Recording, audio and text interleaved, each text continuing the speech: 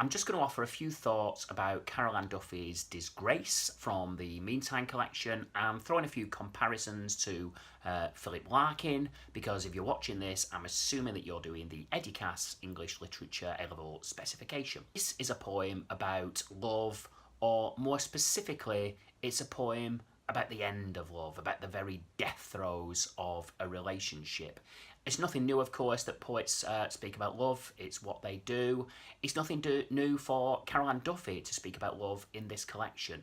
Love is a constant theme running through the collection, often looked back at with a sense of regret, often with a sense of bitterness, with a sense of melancholy. Fleetingly, we get the hopeful, the love as a source of salvation, but this seems very, as I say, very fleeting, doesn't last very long.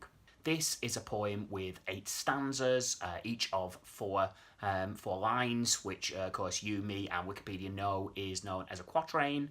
And there isn't a sort of fixed rhyme scheme or any sense of a metrical balance along each line. We're roughly at 10 syllables for each line, but some are 8, some are 9, some are 11. I've put in the hours, done the counting there, you don't need to. This is a poem that is all about the imagery. This is a poem that is just teeming with similes and metaphors that you can really get your teeth into, and that's what I'm mostly going to talk about as I guide you through the poem. By starting the poem with a conjunction, but one day we woke to disgrace, Duffy implies the suddenness of the realisation that this is a relationship that is coming apart at the seams. It's a poem of very strong feelings. The enjambment at the end of the first line, our house, a coldness of rooms. Our implies a sense of unity, but as the line runs on, things start to fray very, very much. We have imagery of decay and illness that arrives in the poem very, very early in that stanza, with each nursing a thickening cyst of dust and gloom, the ugliness of that image of the cyst there. And it's worth noting just how emphatic the imagery in this poem is, and how that makes Duffy such a very different poem to the far more measured and ambivalent nature of Larkin's dissection of a failing relationship, which we will come to talk about later. The final line of the first stanza, we had not been home in our hearts for months, implies a sense of alienation, a sense of loneliness, and again, these are themes that recur across the collection. Into the second stanza, and there's a focus on language. In Duffy's poetry, of course, words often have a very physical, sensuous, visceral, forceful, dynamic feeling, and it's no different in this particular poem. Dead flies in a web is the metaphor that Duffy uses to convey how language has been transformed in this relationship. Cherished italics suddenly sour on our tongues. Again, that suddenly sour, the alliteration there, just underlining the sensuous nature of the imagery. Obscenities spraying themselves on the wall in my head. Urban decay and blight has invaded the personal, the private space. There's the imagery of a broken society reflecting the broken relationship. And stanza 3 begins with another repetition of the verb woke. This time, I'm not meaning that in a sense of, I'm woke. I mean, I'm down with the new Janelle Monáe video, but I'm still, I'm a middle-aged white guy. I think it's unable to be woke, but slight distraction. Let's talk about Carol Ann Duffy's version of woke, shall we, instead? Yeah, maybe better to do that. This time, woke to your clothes like a corpse on the floor. Another symbol, another emblem of the death of this relationship. Maybe the clothes on the floor. Just pick up your clothes, would you, please? Man/woman.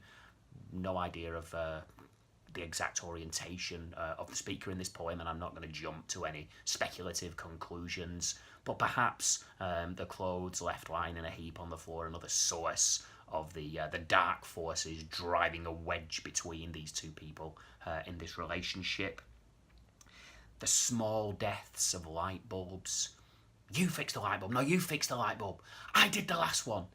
Everything is the cause of pain and hostility in this relationship. There are echoes, audible tears, and there is a sense that there's a dark momentum to this relationship, a gravitational pull towards things that are going to cause pain and are going to cause hurt. Nothing we would not do to make it worse. And here we have the enjambment carrying us on into the fourth stanza, and worse, just to underline the intensifying darkness of this spiral towards the bitter, bitter end. More death in this fourth stanza, and even dreams. That sacred space has been invaded by this nightmarish visions. Dreamed of a naked crawl from a dead place over the other, both of us. And then a final, at the end of this stanza, repetition of woke, this time caesura and end stop to enclosed by punctuation to make it emphatic. Perhaps the abrupt rising from this dark, disjointed, death-haunted dream. Woke to the absence of grace. Now, this is a poem that comes just a few pages after Moments of Grace, a poem in which Duffy reflected on those small blessings, those small moments of salvation that offer something spiritual in a relationship. Here, all hope gone, bereft. Woke to the absence of grace. More images accumulate and pile up, images of the way in which life has just drained and fizzled from this relationship. The still life of a meal. Another lovely metaphor there for the way in which hope and life and colour has just faded from this relationship. Wine bottle empty, ashtray full. Nice use of antithesis there. The twin vices, the booze and the fags that, offer to console, but instead you get the sense that they are chugged back and chain smoked with a sense of, simmering anger and fury, trying to drown out, trying to block and erase, but it just won't do. This is the end of this relationship. Even the rooms, the house itself has taken on the cold, dark hue of this relationship.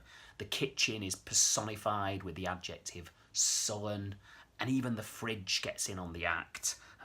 The fridge hardened its cool heart, hummed at the end of the verse. So personification, everything is feeling the effects, the contamination of coldness. And into the sixth verse now, and we can see there is definitely something rotten in the state of this relationship, and it's not just the rotten apples, rotten to the core, everything infected, everything contaminated by the sourness and darkness spilling from this relationship. Lame shoes empty in the hall where they stood. Again, a sense of just the remnants, the detritus of the house just takes on this kind of angry, sort of accusing air. So even the shoes left lying about, images of disability and death almost. Our voices asked for a message after the tone, so the answer phone message still there, but instead of being something that that preserves and brings us together, it's now just become another symbol of distance and disconnection. The telephone pressing its ear to distant, invisible lips. Over into the seventh stanza, and we pass outside the house now, and our garden bowing its head.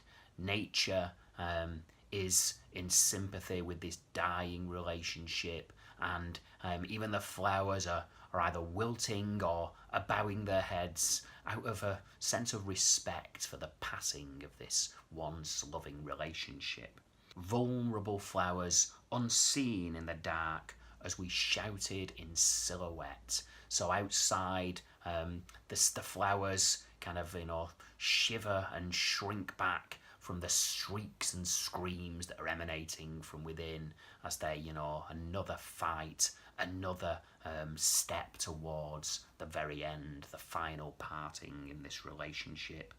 And that really does intensify in this seventh verse, with the screaming alarm, the banging door, the houseplants trembling in the brittle soil. So those forceful adjectives slash verbs, all underlining the emphatic, again, intense nature of this split. Total disgrace. So as we move from the seventh to the final stanza, we have that phrase, total disgrace, split by the caesura, total at the end of one verse, disgrace at the start of another, and that of course then caesura to make the point even more emphatic. There is, however, more ambiguity about this final verse of the poem than perhaps anywhere else in the poem. Up in the dark, to stand at the window, counting the years to arrive there. Sense of looking back at everything that has brought the speaker, and of course we don't know anything about this speaker, and it would be wrong to jump to any kind of biographical speculations, but I'll say more about that in a second. The years to arrive there, faithless and unpenitent. Is it time that has been faithless and unpenitent, the mean time again? Or is it the people themselves, both of them, one of them, have they been faithless? Are they the ones without a sense of shame or remorse? We don't know. Woke to the meaningless stars. Again, that verb, woke. Stars so often looked to for guidance, for navigation, for light, for hope. Simply meaningless, offering nothing. You and me both lost.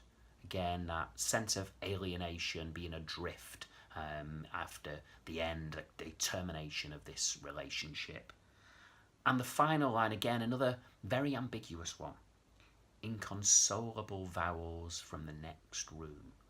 The cries of a child, the muffled words of the other half of the relationship. We're not sure. The poem doesn't offer us that sense of closure. We just know that this is the end in many more ways than simply being the end of the poem. Yeah, I needed to get up and stretch my legs at this point, hence a little change of perspective. So that pretty much wraps up the AO2 side of the analysis, the language, form, shape, meaning, techniques, all that stuff. Your AO1 should take care of itself if you use appropriate terminology and construct a decent essay. So that leaves us just to talk about the AO4 comparisons, the AO3, the context. If I talk about comparisons, first of all, the poem that I would be looking to team this one up with is Larkin's Talking in Bed, another poem in which a poet dissects the death of a relationship, and the key difference here is just how far much more muted Larkin's depiction is. Duffy is all noise and emphatic, dark metaphors. Larkin is very much more measured and, as I say, muted.